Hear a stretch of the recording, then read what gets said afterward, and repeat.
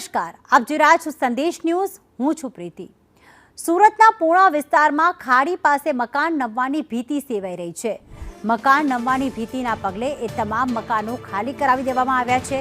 પરિવારો સામાન સાથે રોડ પર આવી ગયા છે, તો અસરગ્રસ્તોને હાલમાં કોમ્યુનિટી હોલ ખાતે ખસેડવામાં આવ્યા છે. 2 દિવસ પહેલા ડ્રેનેજ લાઇન બેસી ગઈ હતી.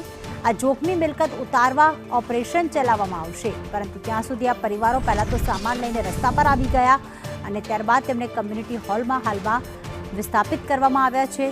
આજે પૂર્ણા વિસ્તારના જે મકાનો છે તે નમી પડશે, કારણ કે પહેલાં ડ્રેનેજ લાઇન બેસી ગઈ અને ત્યારબાદ મકાન નમી પડવાની ભીતિ સેવાઈ રહી હતી. ત્યારે સુરક્ષાના ભાગરૂપે આ મકાન જે છે તે ખાલી કરાવી દેવામાં આવ્યા છે. અંદર વસતા જે પરિવારો હતા તે સામાન સાથે બહાર તો આવી ગયા, હવે તેમને કમ્યુનિટી હોલમાં શરણ આપવામાં આવ્યું છે. પૂર્ણામાં ખાડી પાસે મકાન નમવાની ભીતિ છે. દર વખતે ખાડી વિસ્તારના જે પાણી છે ત્યાં અસરગ્રસ્ત વિસ્તારોમાં આવી જતા હોય છે, જેના કારણે ડ્રેનેજ લાઇન પહેલાં તૂટી અને ત્યારબાદ હવે મકાન પણ તૂટી પડશે, મકાન નમી પડશે તેવી ભીતિ સેવાઈ રહી છે.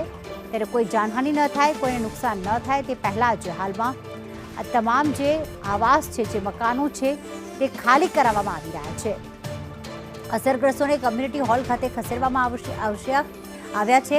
આસપાસ અન્ય પણ જે મકાનો હશે, જો કદાચ તે જોખમી રીતે જર્જરિત હશે તો તે આવાસો પણ ખાલી કરાવવાની તૈયારી તંત્ર દ્વારા કરવામાં આવી રહી છે.